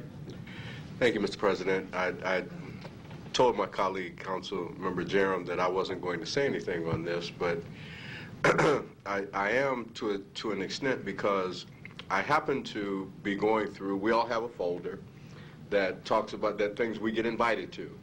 And one of the things that we're invited to this year on November 22nd to the 21st to the 26th or something like that is the National League of Cities. And if you look in your folder and you look at that, one of the things that's on, the main focus that's on there is the sustainability coordinator and how much dollars it has saved in various other cities. This is when they have their convention, one of the top classes that they're going to do has to do with the sustainability coordinator, the necessity for establishing a coordinator, the necessity for building on that sustainability effort, and how much money it has saved in a number of other cities. So, you know, I hadn't thought about saying anything, but I just remembered that I had just read that, and a lot of ideas that come forward that we implement. For example, when we talked about the Step Up program, we had no idea initially that you could do that with the Community Development Block Grant dollars. I went to Minneapolis, found out that you could, came back, brought it, implemented, and now we've got a significant program for youth employment in this city. So I think what Councilmember Jerem is talking about is extremely important. It should not go unnoticed. And in fact, I think what we ought to be doing is with this, and we're not talking about a lot of money, and we're talking about at the end cities around the country that are saving not just thousands or hundreds of thousands, but millions of dollars who have put forward this effort. So I'm trying to convince the other three myself, so I'll put my 2 cents in as well. But I would encourage you to read that, but more importantly, talk to some of the cities that have successfully implemented the program and the dollars that have been saved. Thank you, Mr. President. Thank you, Mr. Pauls. Thank you, Mr. President. Mr. Jerem, Apparently, I'm pretty ignorant on the sustainability. Oh, thank you. Thank you very much. So I'll make Mr. Thompson the designated button pusher. Right. You can just go either way. And you have piqued my curiosity. And again, I'm willing to learn, but I don't know if I can make a sound judgment today. But you've indicated that the potential is here. But I haven't really heard that from the staff. But like I say, you piqued my curiosity. So again, as I'm saying is, if this is that significant, come back to me and and you're saying this is at the League of No, the National League of Cities. And it's in your folders. Yeah. The National League of Cities. It's a convention that's in your folders. Okay. I've gone one year and learned quite a bit. I think there's a lot you can learn from going to. As a matter of fact, I originally thought about adding some dollars so that we all could have a travel budget. So because I think it's important to go abroad and see some of the other things that are going on.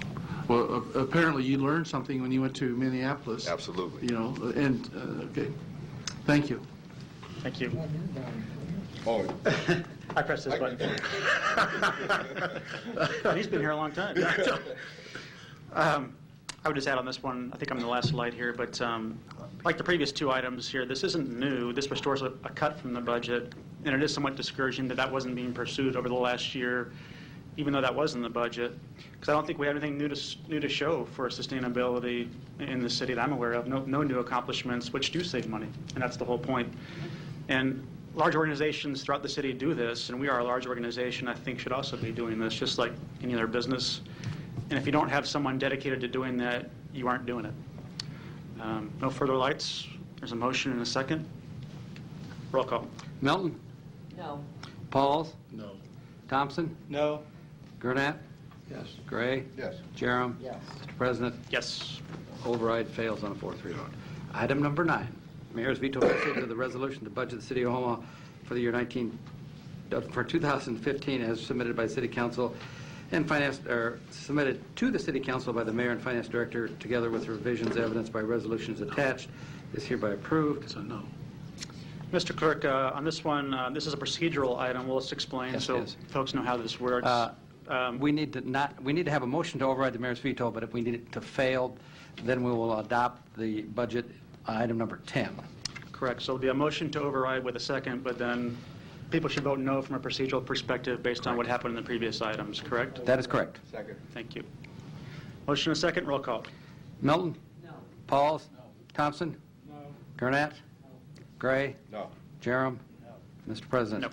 The motion to override fails on a 0-7 vote. Now, item number 10 is resolution that the budget of the City of Omaha for the year 2015 as submitted to the City Council by the Mayor and Finance Director, together with revisions evidenced by resolution attached here to adopted by the City Council meetings of August 26th and September 9th, being the same as hereby adopted as the budget of the City of Omaha for the year 2015. Motion approved. Second. Mr. Gurnett. Thank you, Mr. President. We've been talking about the things that have been vetoed. I'd like just to take the opportunity to thank the mayor for not vetoing the additional police officers that are proposed for the 2015 budget.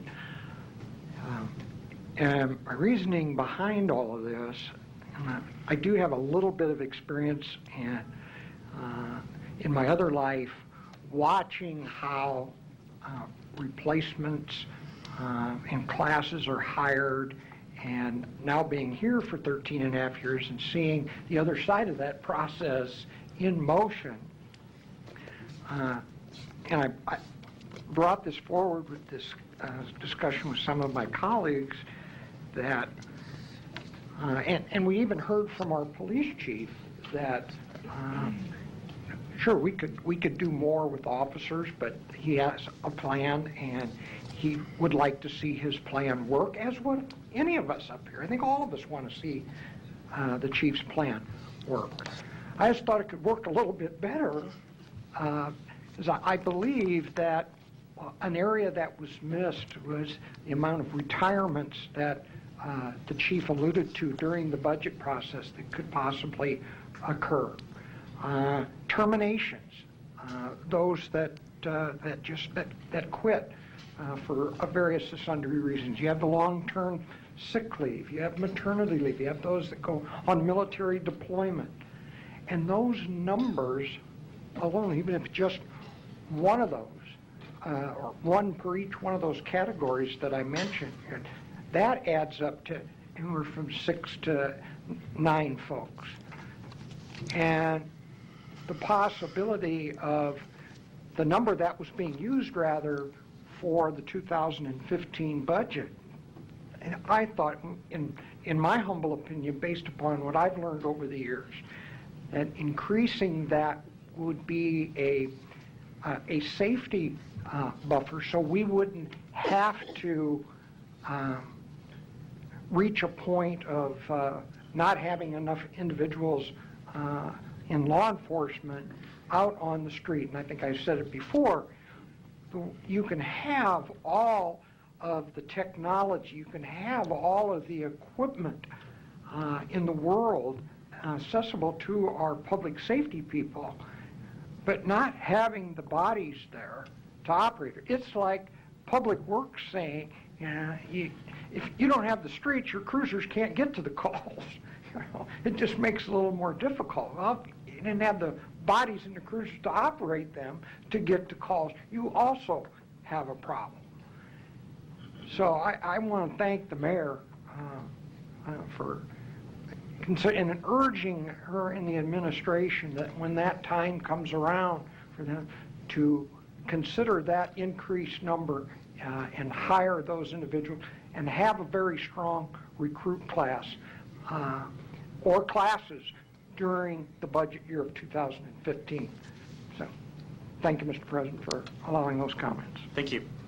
There's a motion and a second. Roll call. Milton? Yes. Pauls? Yes. Thompson? The majority has spoken, so I will say yes. Gurnett? Yes. Gray? Yes. Jerem? Yes. Mr. President? Yes. The budget is adopted 7-0. Item number 11, resolution that pursuant to the revised statutes of Nebraska, the Transit Authority of the City of Omaha Board certifies to the City Council of the City of Omaha its tax levy. We need a motion to place this on file. So moved. Roll call. Milton? Yes. Pauls? Thompson? Gurnett? Gray? Yes. Jerem? Mr. President? Yes. We're going to bring up items number 96 and 97 from the supplement. 96 is Transit Authority of the City of Omaha transmits their resolution amended final tax levy allocation CY 2015. Motion to receive and refer to the Finance Department. Second. Roll call. Milton? Yes. Pauls? Thompson? Gurnett? Gray? Yes. Jerem? Mr. President? Yes. And now 97 is a resolution that pursuant to Nebraska revised statutes, the Transit Authority of the City of Omaha certifies to the City Council of the City of Omaha its tax rate for the year 2015. Public hearing on number 97 is today. Are there any proponents? Any opponents? Public hearing is closed. Roll call. Milton? Yes. Pauls? Thompson? Yes. Gurnett?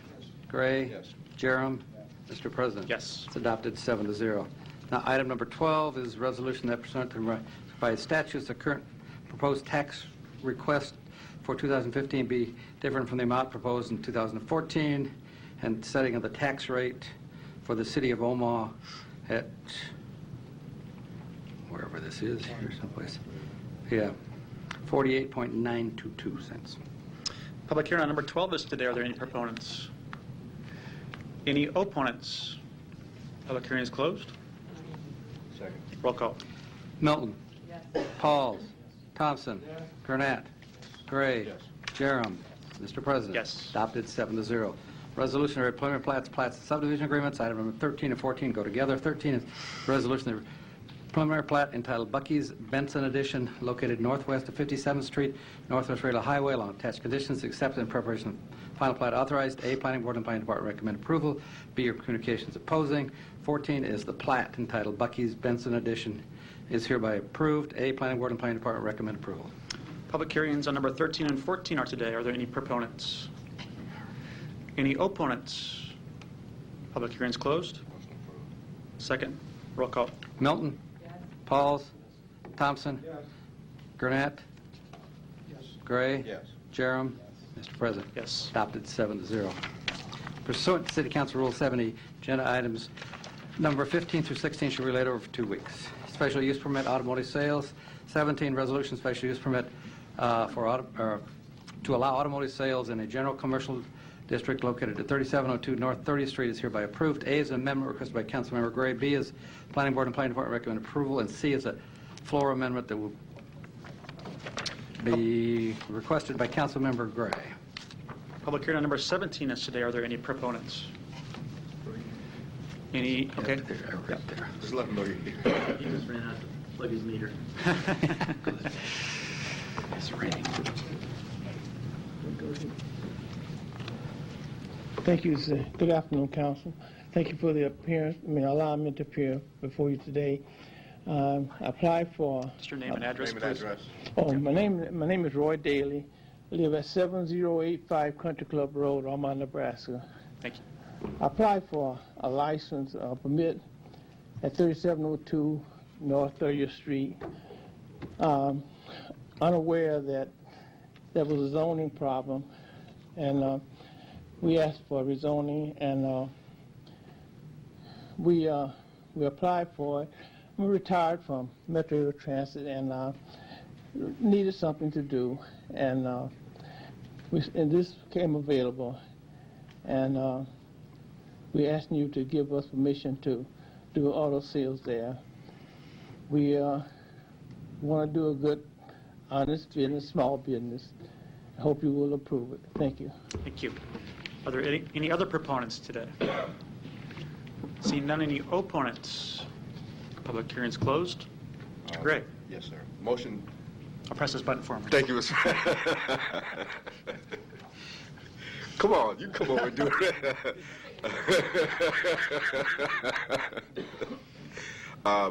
Let me move the amendment. Is this Amendment B? Or? Oh, there's A and C. Okay. Can I move Amendment A? Second. Motion and a second. Roll call. Milton. Yes. Pauls. Thompson. Yes. Gurnett. Yes. Gray. Yes. Jerem. Yes. Mr. President. Yes. Make a motion to also approve Amendment C. Second. Roll call. Milton. Yes. Pauls. Thompson. Yes. Gurnett. Yes. Gray. Yes. Jerem. Yes. Mr. President. Yes. If I could, just very quickly. Is it as amended? As amended. Yeah. Second. Now make your statement. Yeah. Mr. Daly? Yes.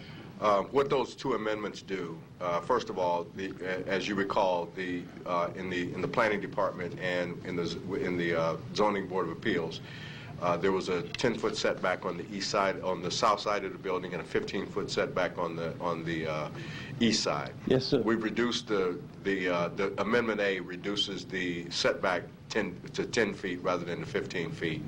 The Amendment C, what Amendment C does is this special use permit will terminate if you sell the property. Okay. Okay? Okay.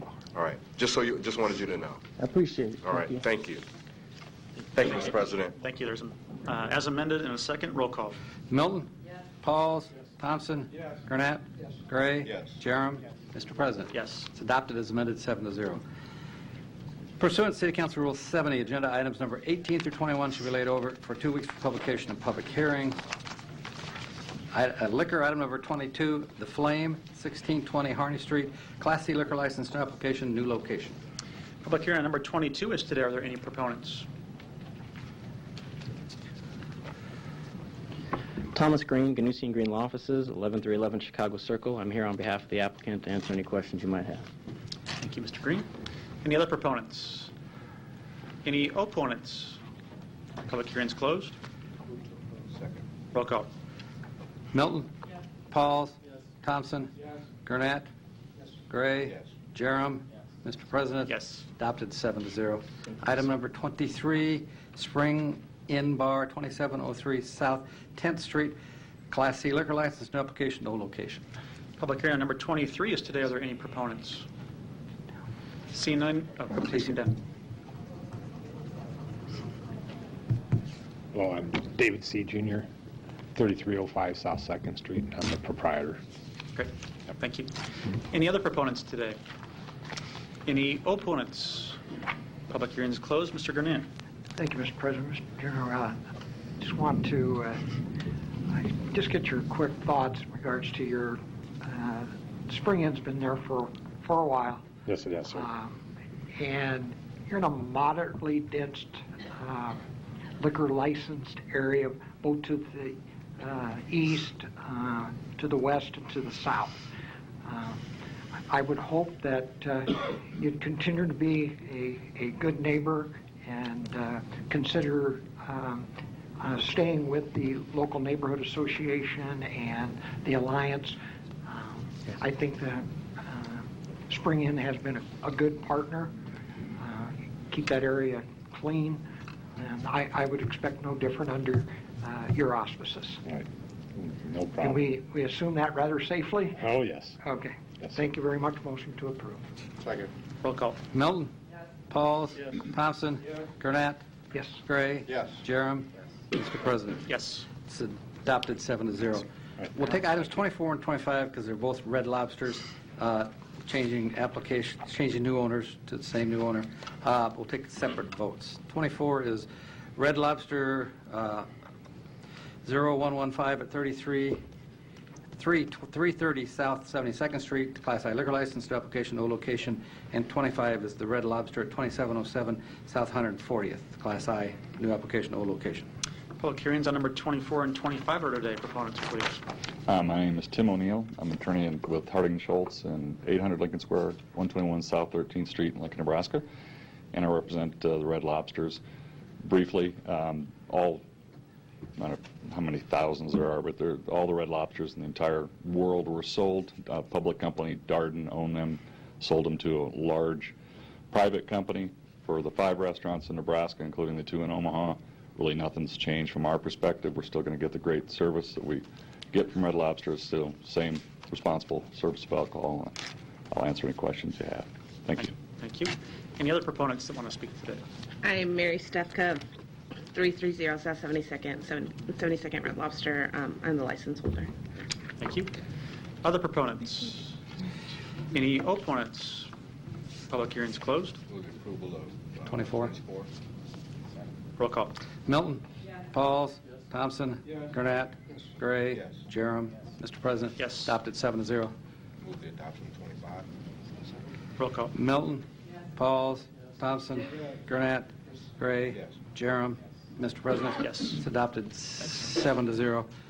Item number 26, the Cove Lounge and Grill, 3525 North 147th Street, Suite 201. Request permission for an addition to their present Class C liquor license. Public hearing on number 26 is today. Proponents, please. Ron Kikeski, 12519 Pierce Street, one of the co-owners. I'm here to answer your questions. Thank you. Any other proponents? Any opponents? Public hearing is closed. Second. Roll call. Milton. Pauls. Thompson. Gurnett.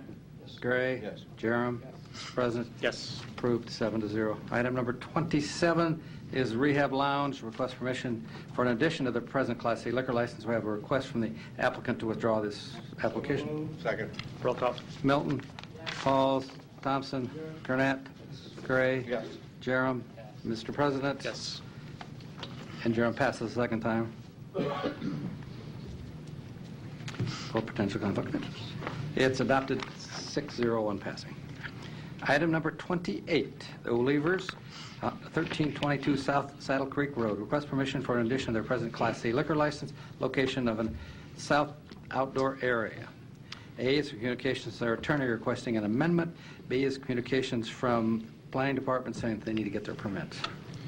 If you wish to grant this, you need to amend it, then grant it contingent on their permits. Thank you. Public hearing on number 28 is today. Proponents, please. Mr. Kelly. Mr. President, Mike Kelly, 7134 Pacific, appearing here for the folks that own O'Leavers who are here, if you have questions for them. They purchased the ground right next to them. They're going to make an outdoor beer garden. It's going to be neat. It's going to have some enclosure to it, but so you can sit out in the rain like we're having, or maybe not in this rain. You wouldn't probably want to sit out there in the cold, but it will have restrooms. We'll seat probably a little less than 100 people, but it'll be a nice addition to the area. And I think you'd even be able to smoke cigars out there. There's maybe some of us. It's interesting, some of us, since those places are dwindling. And with that, we'd ask for your approval. Thank you. Any other proponents? He's talking to the Supreme Court. I'm talking to you folks. Any other proponents? Seeing none, any opponents? Public hearing's closed. Move to amend Yep. for the permit with the permit regulation. They need to give the permit. Well, just amend first. Amend first and then. Second. Second. Second. Roll call. Milton? Yes. Pauls? Thompson? Yes. Gurnett? Yes. Gray? Yes. Jerem? Mr. President? Yes. Pass. As And amended. then I'll motion to approve with the amendment. And contingent on getting the proper permits at this point. Yeah. Roll call. Milton? Pauls? Thompson? Gurnett? Gray? Yes. Jerem? Passes. And Mr. President? Yes. Jerem passes second time for potential conflict of interest. It's approved as amended, 601 passing. Item number 29, Omaha Tap House, 1403 Farnham Street. Request permission to appoint Brian Musser, manager. Public hearing on number 29 is today. Proponents, please. Brian Musser, 16123 Parker Street, General Manager of the Omaha Tap House currently. Any other proponents today? Any opponents? Public hearing's closed. Motion approved. Second. Roll call. Milton? Yes. Pauls? Thompson? Gurnett? Gray? Yes. Jerem? Mr. President? Yes. It's approved 7-0. Item number 30 is Quick Trips, requesting permission to appoint Brock Thornton, manager. That's the one at 1704 South 72nd Street. A is 6045 L Street. B is 4720 Hamilton Street. C is 4404 North 72nd Street. D is 4212 South 84th Street. E is 5305 North 103rd Street. F is 715 South Saddle Creek Road. G is 5005 South 108th Street. And H is 8727 Maple Street. Public hearings on number 30 are today. Proponents, please.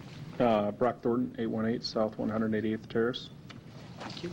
Any other proponents? Any opponents? Public hearing's closed.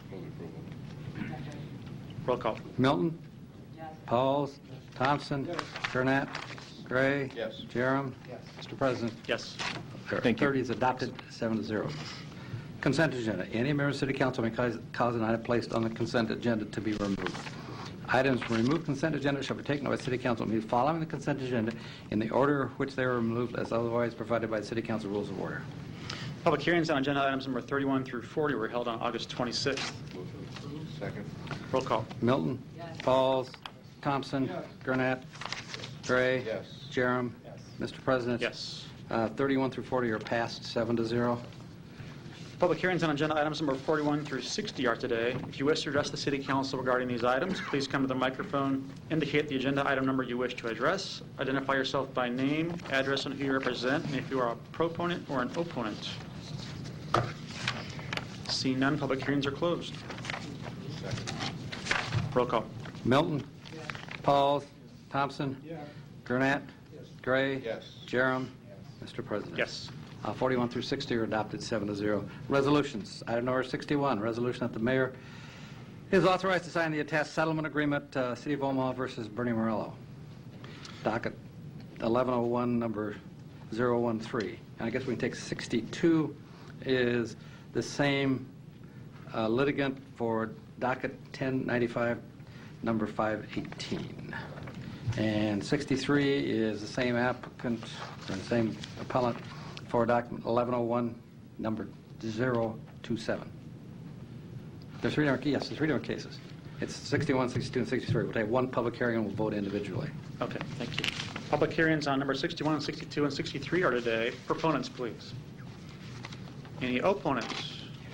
Public hearings closed. Mr. Jerem. Yes, I would just ask that we make a part of the record this work orders for Morello and Mobeco Industry Properties. Having a hard time with these particular settlements in light of this individuals demonstrated lack of respect for our municipal code in terms of, and his neighbors, in terms of keeping his lots maintained, particularly as it pertains to weeds and litter, and the inordinate, extraordinary efforts that the city has to go to get this individual to mow his properties. What this person does is takes advantage of our complaint-driven process where he waits and will not mow or clean up his properties until there's a complaint. And once he gets a complaint filed, the taxpayers subsidize the cost of our inspectors having to go out, inspect, so the time, the fuel, mileage, and then photograph and create a computer file and then send written notices out that he's in violation and has so much time to do it. Then they have to go back out and check, and by then Mr. Morello and the Mobeco Industries by then has actually complied. But it's demonstrated time and time again by Weeds and Litter Division that that's his modus operandi. Don't mow, don't maintain until one of these notices comes in, and then wait until the last minute, but get it done right before the deadline. So while there may not be a legal remedy for the city at present with our code in terms of tying these settlements to this what I think is deplorable pattern and practice, certainly there's a demonstrated ethical issue for me with regard to these two claimants against the city that we're paying out money to or being asked to approve settlements to pay him money when he has such little regard and somewhat contempt for our system and our neighbors and the taxpayer dollars. So the law department recommends approving these cases because legally, as the law is drafted now, we don't have a basis to hold these up or to somehow collect. But I want this to be made, if you could hand that down to the clerk, a part of the record, and say if anybody is interested in working on a means for tightening this sort of system up so that this sort of thing can't happen again, I'm all in with you and be happy to work on it and willing to listen to ideas. Thank you. Mr. Thompson. Yes, Mr. Jeremiah, I'm glad you said that. After pre-council, I met with Parks, and it had to do initially with other kinds of chronic, the people that every year for 4, 5, 6 years have a problem where they do pay their fines, but they just seem to never change their behavior. That's what it started out to be. And then it sort of evolved into this Morello case as our part 2 conversation. And the more we sat there and we talked, we decided something needs to be done, and it needs to be done soon. And so currently, our staff worker, Mr. Scarpello, and David Austin from Parks, they're going to engage somebody from law. And the goal is to come up with some changes in our code, or at least in our policies and practices.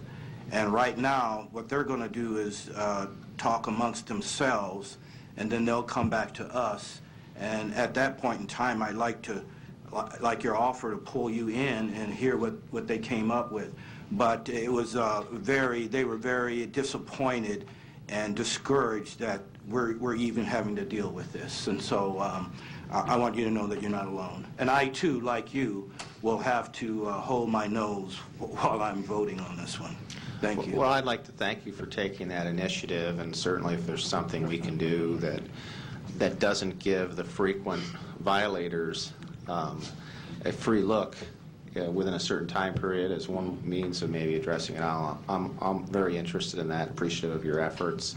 And with this particular person, 167 different free looks where he didn't have to mow and clean up his properties is I don't know of 42 properties. 42 properties where the taxpayers paid to remind him of what his responsibilities are and then enforce the law at no cost to him. So, thank you. Ms. Milton. Well, Councilman Jerem, with our heated exchange before, and we may not disagree on everything that we've talked about today, I agree with you 100% on this issue. I really do.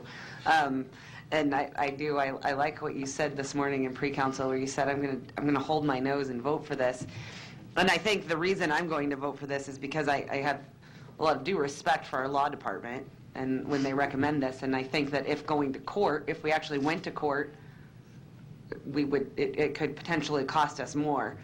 But I think every one of us sitting here on council feels the same, and I appreciate the fact that Councilman Thompson is taking the initiative on this, and it seems to me like you're going to have the support of the majority of the people on this council if we can come up with some new ordinances so that this doesn't happen again. I mean, this really does kind of give me a sick feeling in my stomach voting yes on this, with all due respect to the law department. Mr. Mumgard back there, I know it's not your fault, but I think it's because of my respect for the law department and your assessment that this is the right amount, or at least the amount you think is in the city's best interest. That's the only reason I'm voting for this today. So, thank you. We're making you even more sick today, huh? Mr. Gray. Thank you, Mr. President. And I'll be brief. In our committee meeting this morning, in our planning committee meeting this morning, we had a significant discussion about that as well. And we are looking at potential when we have to make our voices heard in terms of legislative changes at the state level. There are some legislative changes that we're going to be looking at as well. So it is and I wish, in some ways, and I will alternatively, like everyone else, hold my nose and vote for this one. But I want to remind all of you, this is not the most egregious individual.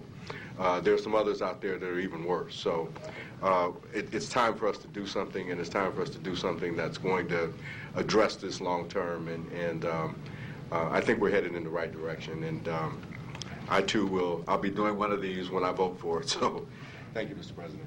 Thank you, Mr. Gurnett. Ditto. Well said. Is there a motion and a second? Motion approved. Second. For number 61, correct? Number 61. Roll call. Milton. Pauls. Thompson. Gurnett. Gray. Yes. Jerem. Mr. President. Yes. Adopted 7-0. 62. Motion approved. 62. Roll call. Milton. Pauls. Thompson. Gurnett. Gray. Yes. Jerem. Mr. President. Yes. 62 is adopted 7-0. 63. Motion approved. Roll call. Milton. Pauls. Thompson. Gurnett. Gray. Yes. Jerem. Mr. President. Yes. Adopted 7-0. Now 64 is a resolution the mayor is authorized to sign the attached settlement agreement with the Omaha Riverfront Partnership. Public hearing number 64 is today. Are there any proponents? Any opponents? Public hearing is closed. Motion approved. Roll call. Milton. Pauls. Thompson. Gurnett. Gray. Yes. Jerem. Mr. President. Yes. It's adopted 7-0. Pursuant to City Council Rule 7, agenda item number 65 through 66 should be laid over 3 weeks for publication and public hearing. Ordinance on second reading, item 67, ordinance declaring necessity of appropriating property located at 2123 North 27th Street for subsequent use as a site for the implementation of the consolidated plan. Public hearing on number 67 is today. Are there any proponents? Any opponents? Public hearing is closed. 68 and 69 will take as one public hearing. 68 is ordinance approving an interlocal cooperation agreement between the Transit Authority of the City of Omaha and the city to undertake and complete all work necessary in Phase 2 of the Omaha Downtown Midtown Transit Alternative Analysis. 69 is ordinance approving a Metro Downtown Transit Study Funding Agreement number 2 between the city, the University of Nebraska Board of Regents, the Omaha Downtown Improvement District Association, Mutual of Omaha Insurance Companies, Omaha Public Power District, Metropolitan Utilities District, Metropolitan Area Planning Agency, and the Transit Authority of the City of Omaha, providing funding for Phase 2 of the Omaha Downtown Midtown Transit Alternative Analysis. Public hearings on number 68 and 69 are today. Are there any proponents? Any opponents? Public hearings closed. Item 70, ordinance to amend an existing Class B flammable liquid storage district B108 at 7007 North 97th Circle to increase the amount of diesel fuel to be stored. Public hearing on number 70 is today. Are there proponents? Any opponents? Public hearings closed. 71 is ordinance to establish a new Class B flammable Flammable Liquid Storage District B182 at 11201 Davenport Street. Public hearing on number 71 is today. Are there any proponents? Any opponents? Public hearing is closed. Pursuant to City Council Rule 70, the public hearing on agenda items 72 through 79 shall be held on third reading. Pursuant to City Council Rule 7C, the public hearing on agenda items 80 through 93 shall be held on the second reading.